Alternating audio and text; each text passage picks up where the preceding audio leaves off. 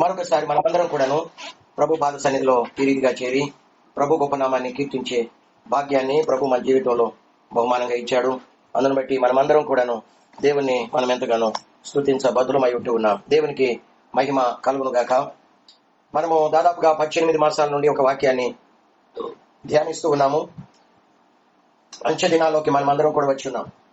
7 ఏళ్ల శ్రమల కాలము, తదనంతరం ఇలాంటి కార్యాలు జరగబోతున్నాయో అవన్నీ కూడా దేవుడు మనకు ముందుగానే తెలియచేస్తూ ఉన్నాడు. కాబట్టి మనము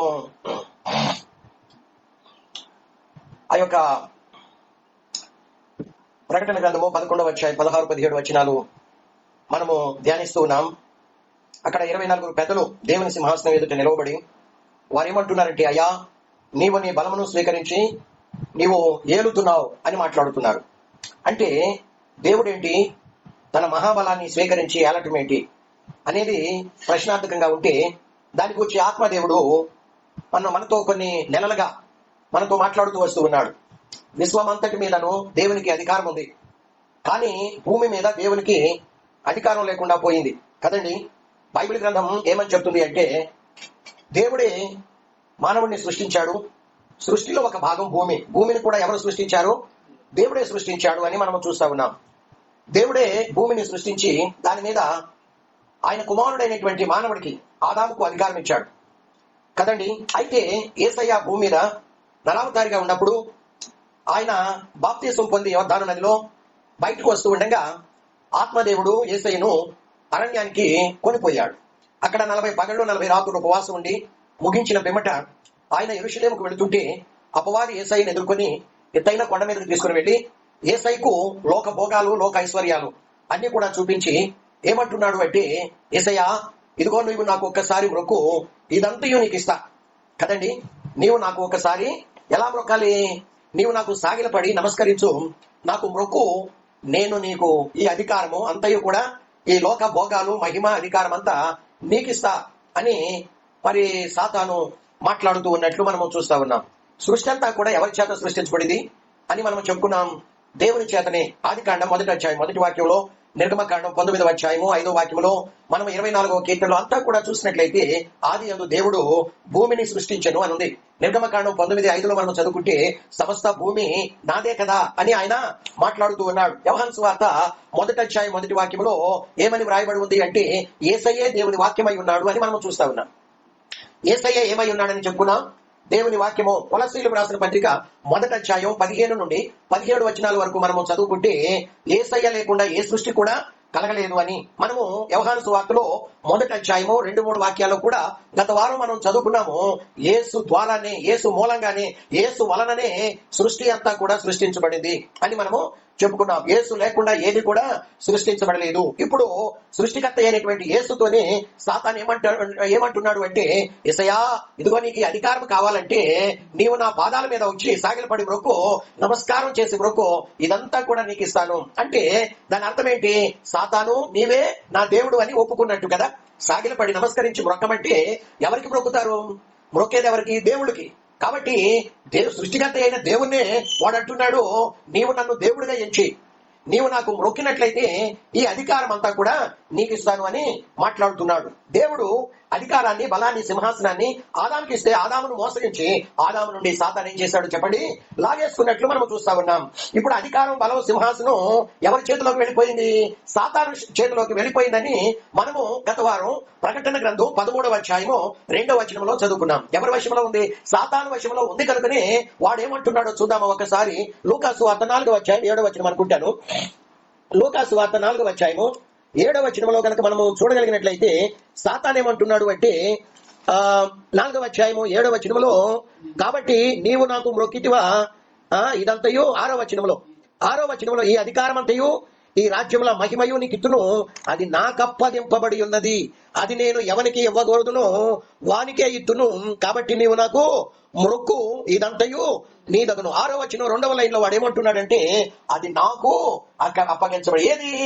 ఈ అధికారం అంతా కూడా వాడు దొంగచాటుగా దేవుని కుమారుడైనటువంటి మానవుని చేతిలో నుండి, ఆదాము చేతిలో నుండి దొంగచాటుగా వాడు మోసగించి మాయ చేసి మాయలేని మరి అధికారాన్ని వాడు లాగేసుకొని వాడి వశం చేసుకొని ఇప్పుడు వాడేమంటున్నాడంటే, అది నాకు ఎవడిచ్చాడు? వాడికి వాడు దొంగ, వాడు దోచుకునేవాడు కదండి. దొంగచాటుగా వచ్చి మోసపు మాటలు చెప్పి వాడు దేవుని యొక్క కుమారుని యొక్క అధికారాన్ని వాడు లాగేసుకున్నట్లు మనం చూస్తూ ఉంటూ ఉన్నాడు. కాబట్టి ఈ భూలోకానికి ప్రస్తుతం సాతానే అధికారి. వాడే దేవుడుగా ఉంటూ సమస్త ప్రజల చేత వాడు పూజించబడుతూ ఉన్నట్లు మనము చదువుకుంటూ ఉన్నాం. కాబట్టి ఇప్పుడు సాతాన్ అంటున్నాడు, లూకాసు వార్త 4వ అధ్యాయం 4 నుండి 7 వచనాల వరకు, యేసయ్యా ఈ భూమి ఆకాశంలో ఉన్నవన్నీ కూడా నీవే సృష్టించి ఉండవచ్చు, కానీ దాని మీద ఏలటానికి అధికారం, బలం, సింహాసనం నీవు ఎవరికో ఇచ్చి ఉండొచ్చు, కాదంటూ లేదు. కానీ వాని దగ్గర నుండి అవన్నీ కూడా నేనేం చేశాను, లాగేసుకున్నాను. ఇప్పుడు నీకు అవన్నీ కావాలంటే, అధికారము, ఆ బలము, ఆ సింహాసనము, అవన్నీ కూడా ఇప్పుడు నీకు కావాలంటే నాకొక్కసారి మొక్కు, అది నీకు ఇస్తా అంటున్నాడు. సృష్టించిన యేసయ్యకే భూమి మీద మనుషుల మీద అధికారం లేకుండా పోయింది. ఎఫెసీ పత్రిక 2వ అధ్యాయం 2వ వచనంలో మనం చదువుకుంటే సాతాను వాయుమండలం అధిపతిగాను, 2వ కొరింథీ పత్రిక 4వ అధ్యాయం 4వ వచనంలో చూస్తే వాడు ఈ యుగానికి దేవతగా ఉంటూ ఉన్నాడు. వాయుమండలానికి అధిపతిగాను, ఈ యుగానికే వాడు దేవతగా, అంటే ఈ భూమికి వాడు దేవతగా, దేవుడిగా ఉంటూ ఉన్నట్లు మనము చూస్తా ఉన్నాం. ఈ భూమిని సృష్టించిన దేవునికే ఇప్పుడు ఏం లేకుండా పోయింది, అధికారం అనేది లేకుండా పోయింది. కొద్ది రోజులకు యాంటీ క్రైస్ట్ ఈ భూమి మీదకి దేవుడిగా రాబోతున్నాడు.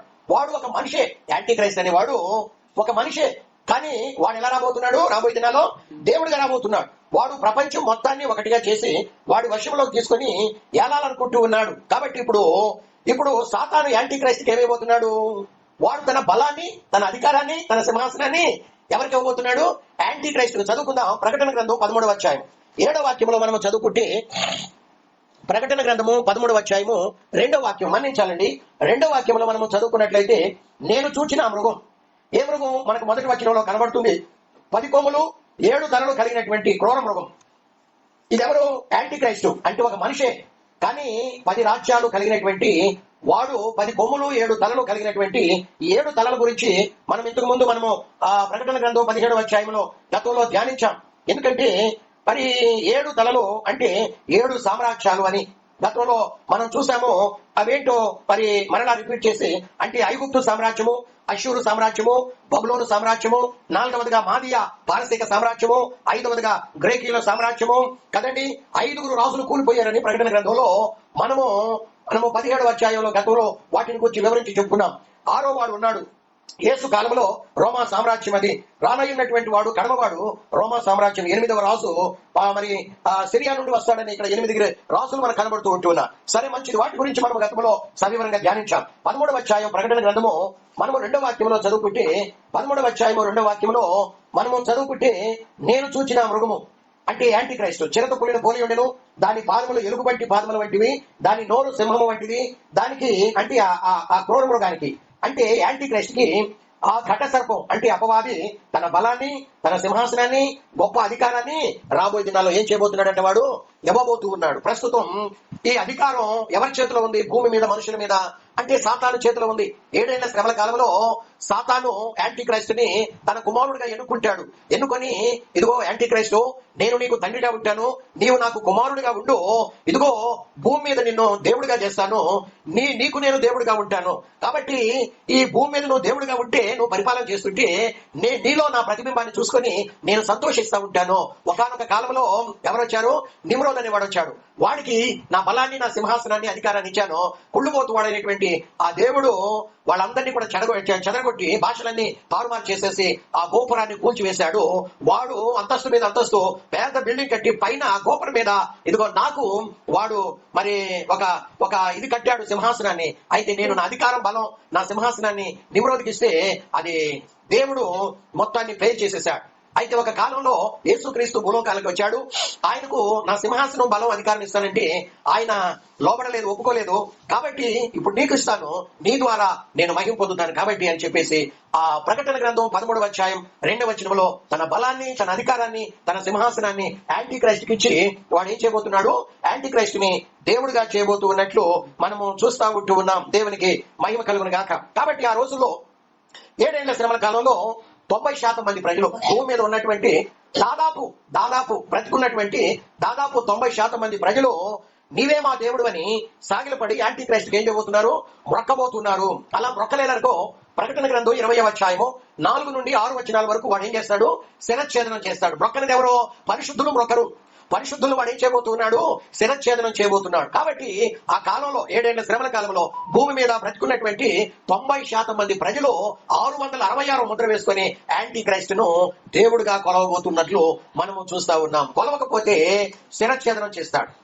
మహా కఠోరమైనటువంటి శ్రమల పాలు చేస్తాడని గతంలో మనము చూసాం. ఎందుకంటే మానవుడు తన ప్రాణాన్ని కాపాడుకోవటానికి ఏదైనా చేస్తాడు అని సాతానుకు తెలుసు. ఎక్కడుందన్నమాట? యోబు గ్రంథం 2వ అధ్యాయం 4వ వాక్యానికి రండి.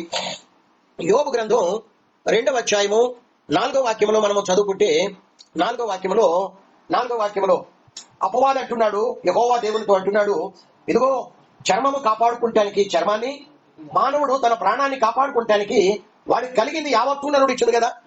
కదండి, వాడికి కలిగిన యావత్తు నరుడు ఇచ్చును కదా. అంటే ప్రాణం కాపాడుకోవటానికి మానవుడు సాగిల పడమంటే సాగిల పడతాడు, దేవుడుగా నన్ను మొక్కమంటే మొక్కుతాడు, ఏమైనా చేస్తాడు అని సాతానుకు తెలుసు. కాబట్టి 7 ఏళ్ల శ్రమల కాలంలో దాదాపు భూమి మీద బ్రతికున్నటువంటి 90% మంది ప్రజలు 666 ముద్ర వేసుకొని యాంటీ క్రైస్టును దేవుడిగా ఏం చేయబోతున్నారు?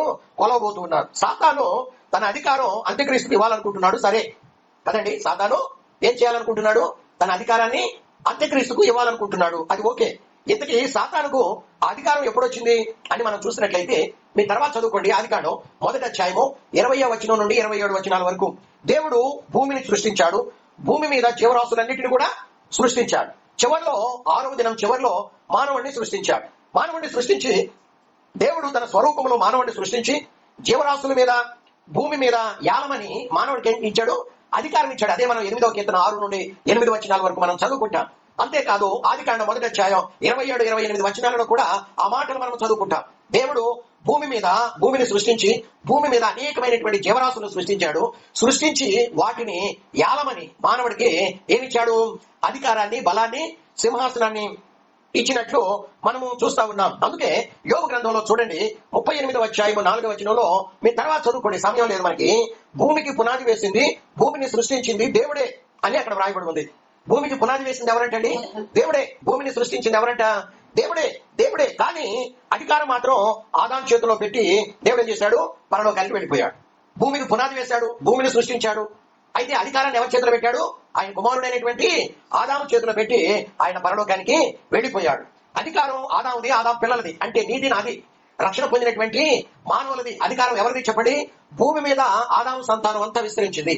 ఆదాము సంతానం ఉంది, ఆదాము సంతానం ఉంది అధికారం. అయితే రాజ్యాలు కదండి, కానీ ఆదాముకి పిల్లల పుట్టక మునిపే, దేశాలు ఏర్పడక మునిపే, రాజ్యాలు స్థాపించబడక మునిపే, పరిపాలన ప్రారంభించబడక మునిపే ఈ భూమి మీద కేవలం ఆదాము హవ్వలు మాత్రమే ఉన్నప్పుడే వాళ్ళని సాతాను ఏం చేశాడు?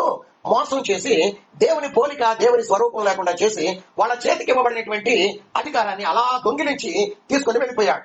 వాడి చేతిలో అధికారం ఉంది కాబట్టి యేసయ్యతో అంటున్నాడు, యేసయ్యా నువ్వు సృష్టికర్తవైతే అయ్యుండొచ్చు, అది నీ కుమారుడైనటువంటి ఆదాముకు ఇచ్చుండొచ్చు, కానీ అది నాకు అప్పగింపబడింది. అధికారం ఇప్పుడు నీకు కావాలంటే నాకు సాగిలపడు అని మాట్లాడుతూ ఉన్నాడు. సాతాను చేతికి ఏ రోజునైతే అధికారం వచ్చిందో ఆ రోజు నుండి వాడు ఏమైపోయాడు? ఈ యుగ సంబంధమైన దేవతగాను, వాయుమండలానికి అధిపతిగాను వాడు దేవుడుగా ఉండి భూమిని ఏలుతూ ఉన్నట్లు మనము చూస్తూ ఉంటూ ఉన్నాం. ఆ రోజు నుండి మనుషుల్ని వాడు ప్రేరేపించి దేవునికి వ్యతిరేకంగా చేశాడు. ఈ రోజు భూమి మీద దేవుని రాజ్యం లేకుండా పోయింది. దేవుడు ఈ భూమి మీద పరిపాలన చేయలేకపోతున్నాడు. ఎందుకు పరిపాలన చేయలేకపోతున్నాడు అంటే, ఉదాహరణకి నేను ఈ భారతదేశంలో ఏదైనా ఒక వీధిలో నిలబడి ఈ భారతదేశపు ప్రజలతో యేసు ప్రభుని మనమందరం కలిసి దేవునిగా ఆరాధిద్దాం, బైబిల్లో ఉన్నటువంటి దేవుని ఆజ్ఞలన్నీ కూడా పాటిద్దాం అన్నాను అనుకోండి, ప్రజలు ఏమంటారు? వీడికి పిచ్చి పట్టింది అంటారు, మత మార్పిడి చేస్తున్నారు అంటారు, వాళ్ళు నన్ను పట్టుకొని తిడతారు, భయంకరంగా కొడతారు. ఇదంతా చేసేది మనుషులే. కానీ సాతాను మనుషుల్ని సృష్టికర్తకు వ్యతిరేకంగా వాడు రేపుతున్నాడు.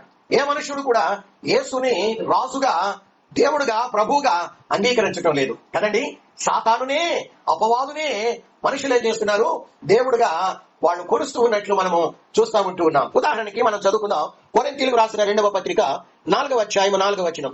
కొరింథీయులకు రాసిన 2వ పత్రిక 4వ అధ్యాయము 4వ వచనంలో మనము చదవగలిగినట్లయితే అక్కడేమని వ్రాయబడి ఉంది అంటే, 4వ అధ్యాయము 4వ వచనంలో దేవునికి మహిమ కలుగును గాక ఏమని వ్రాయబడి ఉందండి? ఈ యుగ సంబంధమైన దేవత అని సాతానుకు ఇక్కడ పేరు ఇవ్వబడినట్లు మనము చూస్తా ఉన్నాం. 4వ అధ్యాయం 4వ వచనం 3వ లైన్ లో మనకు ఆ విషయం కనబడుతుంది. ఈ యుగ సంబంధమైన దేవతగా వాడు ఏం చేయబడుతున్నాడు? కొలవబడుతున్నాడు. సృష్టికర్త అయినటువంటి దేవుని కాకుండా నరులందరూ కూడా, భూమి మీద ఉన్నటువంటి ప్రజలందరూ కూడా దేన్ని కొలుస్తున్నారు? ఈ యుగ సంబంధమైనటువంటి దేవుడుగా వాడు ప్రజలందరి చేత కొలిపించబడుతూ ఉన్నట్లు మనము చూస్తా ఉన్నాం. ఇక్కడ మాత్రమే కాదు, ఎఫెసీయులకు రాసిన పత్రిక 2వ అధ్యాయము 2వ వచనం. ఎఫెసీయులకు రాసిన పత్రిక 2వ అధ్యాయము 2వ వచనంలో మనం చదువుకుంటే మీరు వాటిని చేయొచ్చు వాయుమండల సంబంధమైన అధిపతి కదండి. వాడు ఈ యుగానికి దేవుడుగాను, వాయుమండల సంబంధమైన అధికారిగా వాడు దేవుడుగా ఉంటూ ప్రపంచంలో ఉన్న 207 దేశాల ప్రజల చేత వాడు పూజించబడుతూ ఉన్నాడు, మొక్కించుకుంటున్నాడు. వాడు మనుషులందరూ వాడికి ఏం చేస్తున్నారంటే వాడు సాగిలపడుతున్నారు. 2 చేతులు పైకెత్తి వాళ్ళు ఏం చేస్తూ ఉంటారు? అక్కడ బొక్కవార్లాగా పడుకొని ఆ బొమ్మ ముందు వాడు దాన్ని ఆరాధిస్తూ ఉంటారు. చూసారా? సృష్టికర్త అయిన దేవుణ్ణి విడిచి సృష్టిని అంటే సృష్టిని ఆరాధిస్తున్నారు. ఈ మాట పౌలు అపోస్తలుడు ఒక మాట అంటాడు. కొరింథీయులకు రాసిన 2వ పత్రిక 1వ అధ్యాయంలో మనం చదువుకున్నట్లయితే, కొరింథీయులకు రాసిన 2వ పత్రిక అండి, 1వ అధ్యాయము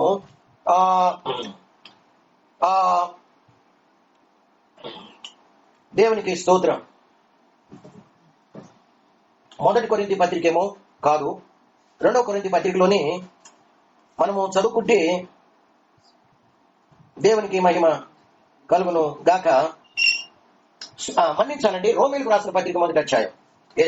రోమీయులకు రాసిన పత్రిక 1వ అధ్యాయము 20వ వచనంలో మనం చదువుకుంటే 19 నుండి చదువుకుంటే 19 నుండి, ఎందుకనగా దేవుని గూర్చి తెలియశక్యమైనదేదో అది వారి మధ్య విశదమై ఉన్నది. దేవుని గూర్చి తెలియశక్యమైనదేదో అది వారి మధ్య విషదపరచబడి ఉన్నది. దేవుడు అది వారికి విషదపరచును. ఆయన అదృశ్య లక్షణములు అనగా ఆయన నిత్య శక్తియు, ఆయన దేవత్వమును, జగదుత్పత్తి మొదలుకొని సృష్టించబడిన వస్తువులను ఆలోచించడం వలన తేటపరచబడుతున్నవి కనుక వారు నిరుద్ధులై ఉన్నారు. మరియు వారు దేవుని నెరిగియు ఆయనను దేవునిగా మహిమపరచడం లేదు, కృతజ్ఞతాస్తుతులు చెల్లింపడం కానీ వారు తమ వాదముల యందు వ్యర్థులైన వారు అవివేక హృదయము అంధకారమాయను, తాము జ్ఞానమని చెప్పుకుంటూ బుద్ధిహీనులైన వారు అక్షయుడకు దేవుని మహిమను క్షయమగు మనుషుల యొక్కయు, పక్షుల యొక్కయు, చతుష్పాద జంతువుల యొక్కయు, పురుగుల యొక్కయు ప్రతిమా స్వరూపముగా మార్చిరి. రోమాలో ఉన్నటువంటి ప్రజలు మాత్రమే కాదు, ప్రపంచ ప్రజలందరూ కూడా సాతాను లూసిఫర్ అనేవాడు ఎవడండి? వాడు సృష్టికర్త, వాడు ఒక సృష్టి, దేవుని చేత సృష్టించబడినటువంటి ఒక దేవదూత. అయితే వాడు దేవుడు కావాలనుకొని దేవుడి మీద తిరుగుబాటు చేసి చివరికి వాడు పడద్రోయబడ్డాడు. వాడు సృష్టి, కానీ వాడి కోరిక ఏంటి? వాడి వాంఛ ఏంటి? యెషయా గ్రంథము మనము 15-14వ అధ్యాయంలో చదువుకుంటే వాడు తన సింహాసనాన్ని ఎంతవరకు హెచ్చించుకున్నాడంట? దేవునితో సమానంగా ఉండాలని, దేవుని సింహాసనంతో సమానంగా ఆయన సింహాసనాన్ని హెచ్చించుకోవాలని వాడి మనస్సులో, వాడి అంతరంగంలో పుండు పుట్టింది. హృదయ రహస్యాలు ఎరిగినటువంటి దేవుడు వాడిని ఏం చేశాడు? పడద్రోశాడు. పరలోకంలో ఉన్నటువంటి దేవదూతలందరి మీద, అందరిలో ప్రతి 3 దేవదూతలకి ఒకళ్ళని వాడు ప్రేరేపించి, అంటే 1/3 వంతు దేవదూతల్ని వాడు ప్రేరేపించి దేవుని మీద తిరుగుబాటు చేయించాడు. భూమి మీద నేను మిమ్మల్ని అందరినీ దేవుళ్ళుగా, దేవతలుగా చేస్తాను, కాబట్టి ఈయనను మనం ఆరాధించేది ఏంటి? మీరే దేవుళ్ళుగా ఉంటారు, మీరే ప్రజల చేత ఆరాధించబడతారు అని చెప్పినప్పుడు ఆ యొక్క లూసిఫర్ మాటలు విని పరలోకంలో ఉన్నటువంటి 1/3 వంతు దేవదూతలు తిరుగుబాటు చేసి వాడు కూడా పడద్రోయబడి ఉన్నట్లు మనము చూస్తూ ఉన్నాం. కాబట్టి ఈ లోకంలో వాడు పడద్రోయబడినప్పటి నుండి వాళ్ళందరూ కూడా కోట్ల సంవత్సరాల నుండి ఎక్కడ తీసుకువేసుకుని ఉన్నారు చెప్పండి? వాయుమండలంలో ఉంటూ వాడు భూలోకానికి వస్తూ పోతూ ఉన్నారు, వాయుమండలానికి ఎక్కిపోతున్నారు. వాయుమండలం నుండి పరలోకానికి ఎక్కిపోతున్నారు. మరలా వాయుమండలం అంటే వాడు పర్మనెంట్ పేటుకు ఎక్కడ వేసుకున్నారు? వాయుమండలంలోనే పేటుకు వేసుకున్నారు. అయితే 7 ఏళ్ల శ్రమల కాలంలో మొదటి 3.5 సంవత్సరాల ఆ చివరి రోజున దేవుడు మిఖాయేలు వాళ్ళ సైన్యాన్ని పంపించినప్పుడు వాళ్ళతో యుద్ధం చేసి టాప్ అని పడద్రోస్తే వాడు క్రింద పడిపోతాడు. వాడు సైన్యం అంతా కూడా మనం ఈ మధ్య కాలంలో ధ్యానించాం. కాబట్టి ప్రస్తుతం వాడు యుగ సంబంధమైనటువంటి దేవతగాను, వాయుమండల అధిపతి దేవుడు గారు ఉంటూ వాడేం చేయబడుతున్నాడు చెప్పండి? పరిపాలన వాడు పరిపాలన చేస్తున్నాడు, ప్రజలను ఏలబడుతూ ఉన్నాడు. కాబట్టి అయితే ఒక రోజు రాబోతుంది, దేవుడు ఏం చేయబోతున్నాడు? తన మహాబలాన్ని స్వీకరించి ఈ భూమి అంతటినీ కూడా ఆయన ఏలబోతున్నాడు. అదెలా అంటే, ఇందాక మనం చెప్పుకున్నాం, నేను నిలబడి ఎవరికైనా కనుక దేవునికి స్తోత్రం సువార్త చెప్పారనుకోండి, నన్ను పట్టుకుని కొట్టేస్తారు. కానీ ఈనాడు ప్రపంచం అంతా కూడా ఒక బలమైన కార్యం జరుగుతుంది. ఏంటది? దేవుని సువార్త అన్ని దేశాల్లో ప్రకటించబడుతుంది. అనేకులు యేసయ్యని నమ్ముకుంటున్నారు. నమ్ముకున్న వాళ్ళకి ఏం పేరు పెట్టబడింది? దేవుని సంఘము అనే పేరు పెట్టబడింది. ఒకరోజు 7వ బూరం రోగుతుంది. సంఘం ఎత్తబడి పరలోకానికి వెళుతుంది. పరలోకం అనేది శాశ్వతం. చాలా మంది ఏమంటున్నారంటే పరలోకం శాశ్వతం, భూలోకం కొంతకాలము అని బోధన చేస్తున్నారు. అది చాలా రాంగ్ అండి. పరలోకం శాశ్వతం కాదు. పరలోకాన్ని, భూమిని దేవుడు కాల్చబోతున్నాడు అని మనం ఇంతకాలం చెప్పుకుంటూ వస్తూ ఉన్నాం. అయితే క్రొత్త భూమి శాశ్వతం, పరలోకం కేవలం 3.5 సంవత్సరాలే. పరలోకంలో మనం ఉండేది కేవలం 3.5 సంవత్సరాలు. సంఘం ఏం చేయబడుతుంది? పరలోకానికి ఎత్తబడుతుంది. పరలోకంలో ఉండేది కేవలం పరిశుద్ధులు 3.5 సంవత్సరాలే ఉంటారు. అక్కడ ట్రైనింగ్ ఇచ్చి మరలా ఏం చేయబోతున్నాడు? మనల్ని రాసులుగా చేసి భూమి మీదకి తీసుకొని వచ్చి 1000 సంవత్సరాలు భూమి మీద యేసుక్రీస్తు తన రాజ్యాన్ని స్థాపించి 1000 సంఘముతో కలిసి పరిపాలన చేయబోతున్నాడు. దేవునికి మహిమ కలుగును గాక. ఆ 1000 తర్వాత ఏం జరగబోతుంది అంటే మనం ఈ మధ్య కాలంలో చదువుకున్నాం, టైం అయిపోయింది కాబట్టి. 1 కొరింథీ పత్రిక 15వ అధ్యాయం 24వ వచనంలో భూమి మీద దేవుడు ఏం చేయబోతున్నాడు? సమస్త అధికారాన్ని, బలాన్ని కొట్టివేయబోతున్నాడు. కొట్టివేసి యేసుక్రీస్తు తన తండ్రి అయినటువంటి దేవునికి రాజ్యాన్ని అప్పగిస్తాడు. అటు తర్వాత అంతం వస్తుంది. ఒక్క మాట చదువుకుందాం. మనము కొరింథీయులకు రాసిన మొదటి పత్రిక 15వ అధ్యాయము 24వ వాక్యంలో మనం చదువుకుంటే, కొరింథీయులకు రాసిన మొదటి పత్రిక 15వ అధ్యాయము 24వ వచనంలో మనము చదువుకున్నట్లయితే, అటు తర్వాత ఆయన సమస్తమైన ఆధిపత్యమును, సమస్తమైన అధికారమును, బలమును కొట్టివేసి తన తండ్రి అయిన దేవునికి రాజ్యము అప్పగించును అని మనము చదువుకుంటా ఉన్నాం కదండి. 1000 ఏళ్ల పరిపాలన తదనంతరం యేసయ్య ఏం చేయబోతున్నాడు? భూమి మీద ఉన్నటువంటి సమస్త అధికారాన్ని, బలాన్ని కొట్టివేసి ఈ అధికారము, ఈ బలము, ఈ సింహాసనాన్ని ఎవరికి అప్పగించబోతున్నాడు? ఈ రాజ్యం అంతటిని తండ్రి అయినటువంటి దేవునికి అప్పగిస్తాడు. అటు తర్వాత అంతం వస్తుంది. అప్పుడు ప్రకటన గ్రంథం 11వ అధ్యాయం 17వ వచనంలో మనం చదువుకున్నాం. అప్పుడు తండ్రి అయిన దేవుడు యేసుక్రీస్తు దగ్గర నుండి తన మహాబలాన్ని స్వీకరించి ఆయన ఏం చేయబోతున్నాడు? నిత్యత్వంలో యుగ యుగాలు ఆయన పరిపాలన భూమి మీదకి తన సింహాసనాన్ని తీసుకువచ్చి భూమి మీద తన సింహాసనం మీద కూర్చుండి ఆయన యుగ యుగాలు పరిపాలన చేస్తాడు. ఇక పరలోకం అనేది ఉండదు. పరలోకంలో దేవుడు ఉండడు. తన సింహాసనాన్ని ఎక్కడికి తీసుకుని రాబోతున్నాడు? భూమి మీదకే తీసుకొచ్చి కోటాను కోట్ల సంవత్సరాలు నిత్యత్వంలో నిత్యము ఆయన తన ప్రజలతో కూడా ఉండి పరిపాలన చేయబోతున్నాడు. నేను మరొకసారి ఈ సన్నివేశాన్ని జ్ఞాపకం చేసి ముగించాలని ఇష్టపడుతూ ఉన్నా. దేవుడు భూమిని సృష్టించి అధికారాన్ని ఎవరి చేతిలో పెట్టాడు? ఆదాము చేతిలో పెడితే సాతాను ఏం చేశాడు అంటే దాన్ని లాగేసుకున్నాడు. ఈ 6000 సంవత్సరాల నుండి సాతానే భూమి మీద ప్రజలను పరిపాలన చేస్తున్నాడు. 1000 ఏళ్ల పాలనకు ముందు సాతాను చేతిలో నుండి యేసయ్య అధికారాన్ని లాగేసుకొని యేసయ్య ప్లస్ సంఘము 1000 ఏళ్లు భూమి మీద రాజ్యం చేసి తర్వాత 1000 ఏళ్ల తర్వాత సమస్త అధికారాన్ని, సమస్త బలాన్ని కొట్టివేసి తండ్రి అయిన దేవునికి అధికారాన్ని, బలాన్ని అప్పగించబోతున్నాడు. తండ్రి పరలోకం భూమిని కాల్చివేసి క్రొత్త భూమి మీదకి తన సింహాసనాన్ని తెచ్చి తన మహాబలముతో ఆయన ఏలబోతున్నాడు. ఆ రోజు నుండి తండ్రితోనూ యేసుక్రీస్తుతోనూ మనందరం కూడా కలిసి ఉండబోతున్నాం. ఆ రోజు ఎంత ఆనందం! తలను వచ్చుదాం. ఆ రోజు ఎంత ఆనందం అండి! ఎంత మహిమ! తండ్రి అయిన దేవునితో, కుమారుడైన దేవునితో మనందరము కూడా కలిసి నిత్యత్వంలో ఉండబోతూ ఉన్నాం. భూమి మీదే ఆయన ఉండబోతున్నాడు తన సింహాసనం వేసుకొని. పరలోకం అనేది ఉండదు. పరలోకము అనిత్యము, శాశ్వతం. పాత భూమి, పరలోకాన్ని దేవుడు కాల్చివేయబోతున్నాడని పేతురు 2వ పత్రిక 3వ అధ్యాయం 10 నుండి 12 వచనాల వరకు గత వారం మనం చదువుకున్నాం. కాబట్టి పరలోకం మనం వెళ్ళేది, అక్కడ ఉండేది కేవలం 3.5 సంవత్సరాలు మాత్రమే. కాబట్టి దేవుని పిల్లలారా, మనందరి నివాసము దేవునితో ఉండబోతుంది. మీరు 21వ అధ్యాయం ప్రకటన గ్రంథం 22వ అధ్యాయం అంతా కూడా చదువుకోండి. క్రొత్త ఆకాశం, క్రొత్త భూమి యొక్క కొలతలు, అక్కడ ఉండే ఆ యొక్క పరిశుద్ధుల గుంపు, అదంతా కూడా అక్కడ వ్రాయబడి ఉంది. ఆ యొక్క క్రొత్త భూమి యొక్క అంటే యెరూషలేము పట్టణం, నూతన యెరూషలేము పట్టణం, అది ఎంత మహిమతో కూడినటువంటిదో, అది దేనితో కట్టబడిందో, వజ్ర వైడూర్య మరకత మాణిక్యాలతో, వీధులన్నీ కూడా బంగారు వీధులతో నింపబడి ఉంది. అది దేనితో పునాదులు వేయబడిందో అవన్నీ కూడా అక్కడ వ్రాయబడు. ఆ నిత్యత్వంలో మరణము లేని, వ్యాధులు లేని, దుఃఖము లేని, ఎటువంటి వృద్ధాప్యము లేని ఆ యుగ యుగాలు, ఆ నిత్యమైన ఆనందంలో మనమందరం కూడా యేసుతో, తండ్రి అయిన దేవునితో కలిసి మనం ఉండబోతున్నాం. ఆ దినము కొరకు మనం సిద్ధపడి ఎదురు చూద్దాం. అట్టి కృప మనందరికీ ప్రభు దయచేలాగున ప్రార్థన చేద్దాం. ప్రేరేపించబడిన వారు ప్రార్థించండి.